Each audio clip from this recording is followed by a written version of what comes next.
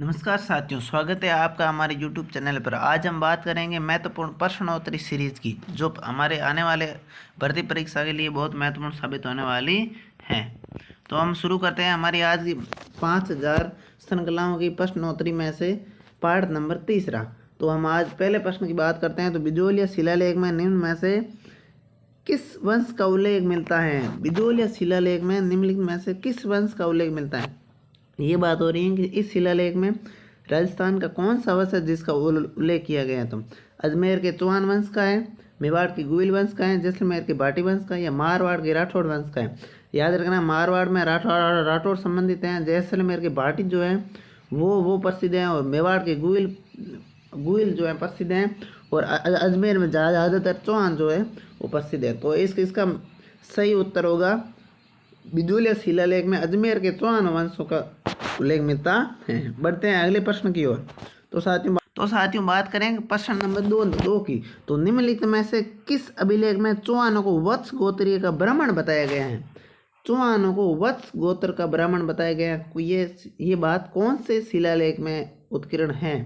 तो ये बताए घटियाला शिलालेख, अजलेश्वर का लेख, राय सिंह प्रशस्ति या बिजोलिया शिलालेख।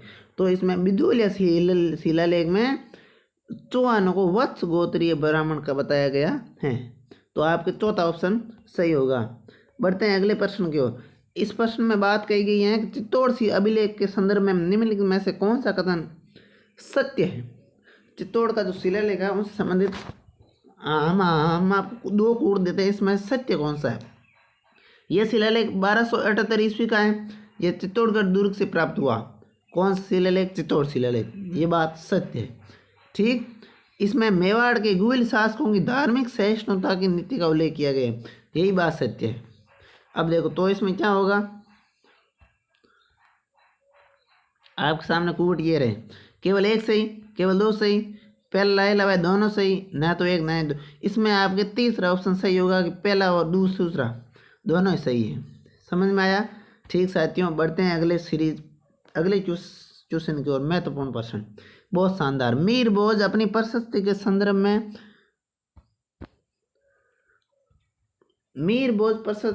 में कौन सा कथन सही है? असत्य है।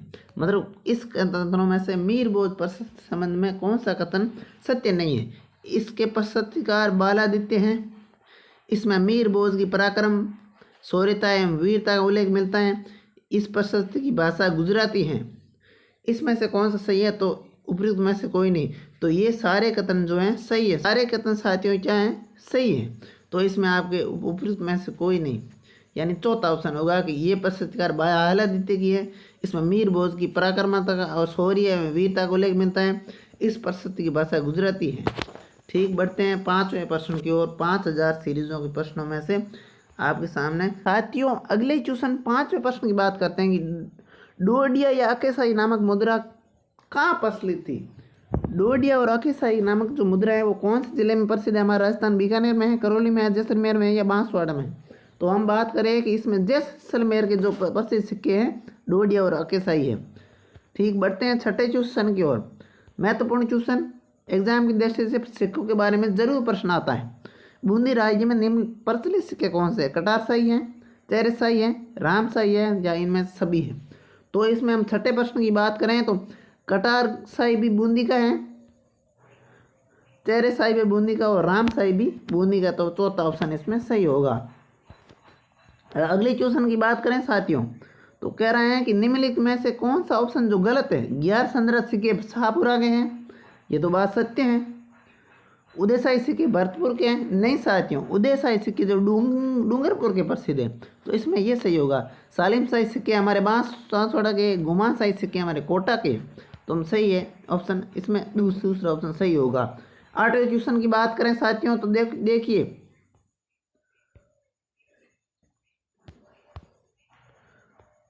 8वां क्वेश्चन क्या कह रहा है? निम्नलिखित में से कौन सा युग्म सुमेलित नहीं है? मेच नहीं है। कौन सा? झाड़शाही सिक्के जयपुर के प्रसिद्ध है। सही बात है। ये तो विंशोपक चामान वंश है। विजयशाही जो है बीकानेर राज्य है, और डब्बूशाही मेवाड़ राज्य है। 8 क्वेश्चन की बात करें तो इसमें बीकानेर राज्य के जो विजयशाही नहीं है ये साहित्य सुमेलित नहीं है, बाकी वाले सारे सुमेलित हैं। अब बात करें अगली क्वेश्चन 90वें क्वेश्चन की ओर जल्दी से। अब देखो साथियों 90वां क्वेश्चन क्या कह रहा है, मुरारीदान द्वारा जोधपुर राज्य की ख्यात किस शासक के शासन काल की रचना है। बहुत ही महत्वपूर्ण क्वेश्चन है, बहुत ही इंपॉर्टेंट। 90वें क्वेश्चन की बात करें तो ये भीमशाही, उदय अभय सिंह, अजीत सिंह या मान सिंह। तो बात करें साथियों 90 का चौथा, मान सिंह जो था जोधपुर राज्य की ख्यात लिखी थी मुरारीदान कृत। उस समय के शासनकाल मान सिंह के शासनकाल की ये रचना है। ठीक, बढ़ते हैं 10वें क्वेश्चन की ओर। तो कह रहा है कि गुणभास नामक ग्रंथ की रचना किसके द्वारा की गई थी। गुणभास बात करें तो शिवदास गार्डन, हेम कवि, बीटू सूजा और केशवदास। तो गुणभाषक नामक ग्रंथ की रचना हेम कवि द्वारा की गई थी साथियों। किसके द्वारा, हेम कवि। तो इसमें आपके 10वें का दूसरा ऑप्शन सही होगा।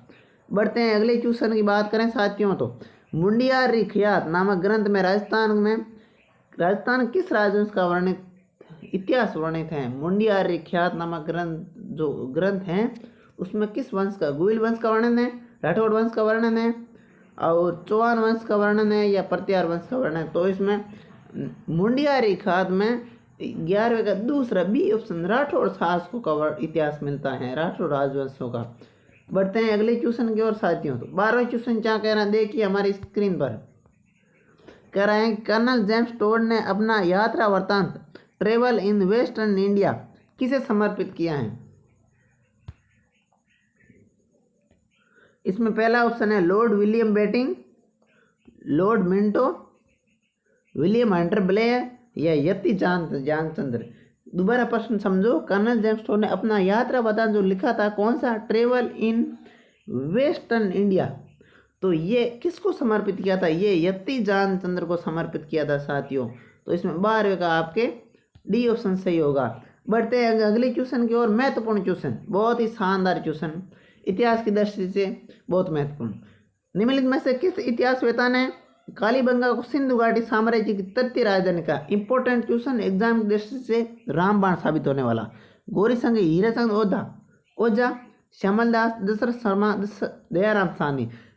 इतिहासवेत्ता ने कालीबंगा को सिंधु घाटी साम्राज्य की तीसरी राजधानी कहा है, किसने कहा है, ये बात आपकी स्क्रीन पर ये रही। इसमें आपके तीसरा ऑप्शन दशरथ शर्मा ने ये वाक्य कहा था कि जो कालीबंगा को सिंधु घाटी साम्राज्य की राजधानी कहा था, तीसरी राजधानी साथियों। अब देखो साथियों, किस इतिहासकार को राजपूताना का अबुल फजल कहा जाता है। साथियों आपसे थोड़ा निवेदन है कि हमारे जो हम प्रयास कर रहे हैं उसको सफल बनाने में थोड़ा सा आपका भी सहयोग हो। हमारे जैसे यूट्यूब चैनल पर अच्छे व्यूज आ रहे हैं, लोग क्लास भी बहुत सारी देख रहे हैं लेकिन सब्सक्राइब कम है। तो आपसे निवेदन है कि आपको यदि प्रॉफिट हो रहा है, हमारी क्लास से कुछ सीखने को मिल रहा है, तो हमारी क्लास को सब्सक्राइब जरूर करें साथियों। Thank you. बढ़ते हैं अगले क्वेश्चन की ओर। किस इतिहासकार को राजपूताना का अबुल फजल कहा जाता है। मुणोत नैण सिंह, मुरारीदान, बांकीदास या दयालदास। 14 प्रश्न की बात करें तो इसमें मुणोत नैण सिंह को राजपूताना का अबुल फजल कहा जाता है साथियों। 14 का पहला ऑप्शन सही होगा। बात करें 15वें प्रश्न की ओर साथियों। निम्नलिखित में से बांकीदास द्वारा रचित ग्रंथ नहीं है, बांकीदास द्वारा रचित ग्रंथ नहीं है। कुकवी बत्तीसी, नीति मंजरी, मान यशोमंडन, कीर्ति कौमुदी। 15वें क्वेश्चन की बात करें तो साथियों इसमें कह रहे हैं कि बांकीदास द्वारा रचित सारे ग्रंथ हैं लेकिन एक ग्रंथ जो है बांकीदास द्वारा रचित नहीं है। कुकवी बत्तीसी रचित है, नीति मंजरी रचित है, मान यशोभी मंडन ये भी बांकीदास द्वारा रचित है, लेकिन कीर्ति कौमुदी जो ग्रंथ हैं वो बांकीदास द्वारा रचित नहीं है साथियों। तो 15वें का आपका चौथा ऑप्शन डी ऑप्शन सही होगा। 16 क्वेश्चन की बात करें साथियों, नागानंद रत्नावली और प्रियदर्शिका के लेखक कौन है। ये प्रियदर्शिका बहुत महत्वपूर्ण रहने वाली है एग्जाम की दृष्टि से। बाणभट्ट, विशाखदत्त, वात्स्यायन या हर्षवर्धन। इसमें हर्षवर्धन आपके चौथा ऑप्शन सही होगा साथियों। नागानंद रत्नावली और प्रियदर्शिका के लेखक जो हर्षवर्धन थे। बात करें 17वें क्वेश्चन की ओर। पाषाण कालीन सभ्यता है कालीबंगा क्या, काशी युगीन सभ्यता है कालीबंगा क्या, ताम्र युगीन सभ्यता है या लो युगीन सभ्यता है। कालीबंगा की बात कर रहे हैं तो साथियों इसमें आपके कालीबंगा जो है काशी युगीन सभ्यता है। तो आपके 17वें का दूसरा ऑप्शन सही होगा। बढ़ते हैं अगले क्वेश्चन की ओर। 18वें क्वेश्चन की बात करें तो राजस्थान में पशुपालन के प्राचीनतम प्रमाण कहाँ से मिले। पशुपालन की बात हो रही है, एग्जाम की दृष्टि से बहुत महत्वपूर्ण। बागोर, भीलवाड़ा, कालीबंगा, हनुमानगढ़, आड़, उदयपुर, गणेश्वर, सीकर। तो इसमें बागोर से पशुपालन के प्राचीनतम प्रमाण मिले हैं साथियों। बढ़ते हैं अगले क्वेश्चन की ओर। बहुत इंपॉर्टेंट क्वेश्चन, बहुत महत्वपूर्ण क्वेश्चन, आने वाले भर्ती परीक्षा में रामबाण साबित होने वाला क्वेश्चन। 1900 प्रश्न की बात करें साथियों तो आर्य सभ्यता के संदर्भ में सत्य कथन बताइए। आर्य सभ्यता के संदर्भ में सत्य कथन। ये ताम्रयुगीन सभ्यता है, सत्य बात। ये आर्य नदी के किनारे स्थित है, ये भी सत्य बात। इनका सर्वप्रथम उत्खनन कार्य अक्षय कीर्तिवास के नेतृत्व में किया गया था, बहुत सही बात, सत्य बात, उचित बात। तो ये सारे ऑप्शन सही हैं, तो आपका इसमें 19वें का चौथा ऑप्शन सही होगा साथियों। बढ़ते हैं अगले क्वेश्चन की ओर साथियों। तो असुमेलित युग में सभ्यता और नदी। जोधपुरा सभ्यता जो है लूणी नदी के किनारे, बालातल सभ्यता बेड़स नदी के किनारे, रंगमहल सभ्यता सरस्वती नदी किनारे, नगरी सभ्यता बेड़स नदी के किनारे। तो इसमें आपके जोधपुरा जो है साथियों, जोधपुरा की जो सभ्यता है वो लूणी नदी के किनारे नहीं है। तो इसमें आपके 20वें का पहला ऑप्शन सही होगा साथियों। बढ़ते 21वें क्वेश्चन की ओर। हम आपके सामने साथियों इसी प्रकार हमेशा नई नई क्लासे और प्रश्नोत्तरी की सीरीज और आपको व्याख्यात्मक प्रश्न आपके सामने लेते आएंगे। तो हमारे तो देखिए 21वें क्वेश्चन की बात करें साथियों तो गणेश और सभ्यता के बारे में असत्य कथन कौन सा है। गणेश और सभ्यता पूर्व हड़प्पाकालीन सभ्यता है। गणेश और सभ्यता भारत में ताम्रयुगीन सभ्यताओं की जननी है।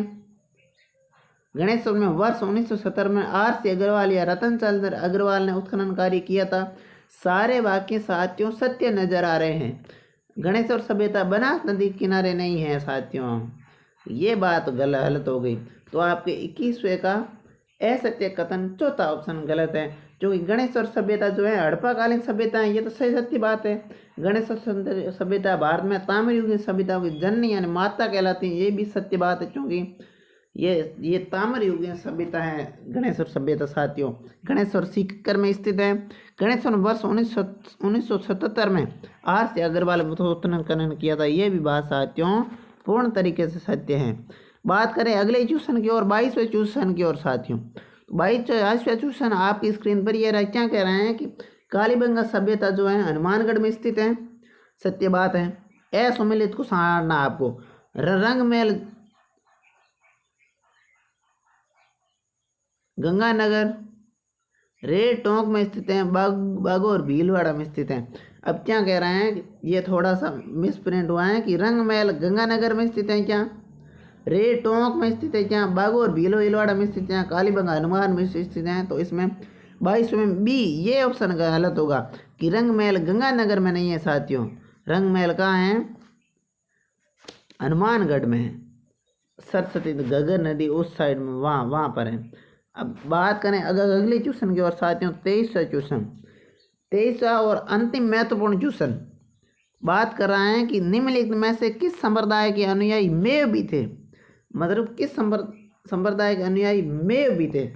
चरणदासी थे, दादूपंथी थे, लालदासी या बिश्नोई। क्या प्रश्न कर साथ दोबारा देखिए, निम्नलिखित में से किस संप्रदाय के अनुयायी मेव भी थे। चरणदासी, दादूपंथ, लालदासी या बिश्नोई। इस प्रश्न का उत्तर आप कमेंट सेक्शन में दोगे, ठीक है। तो बढ़ते हैं इसी प्रकार अगली क्लास आपके सामने महत्वपूर्ण प्रश्नोत्तरी जो एग्जाम में प्रश्न आए हुए हैं वो आपके सामने, और जो किस प्रकार के एग्जाम में क्वेश्चन आए कि उनके सारा सार संग्रह आपकी यूट्यूब चैनल पर अगले दिन मॉर्निंग में डाल दिया जाएगा साथियों। तो धन्यवाद, मिलते हैं अगली क्लास में। Thank you for watching, share subscribe जरूर करें मित्रों।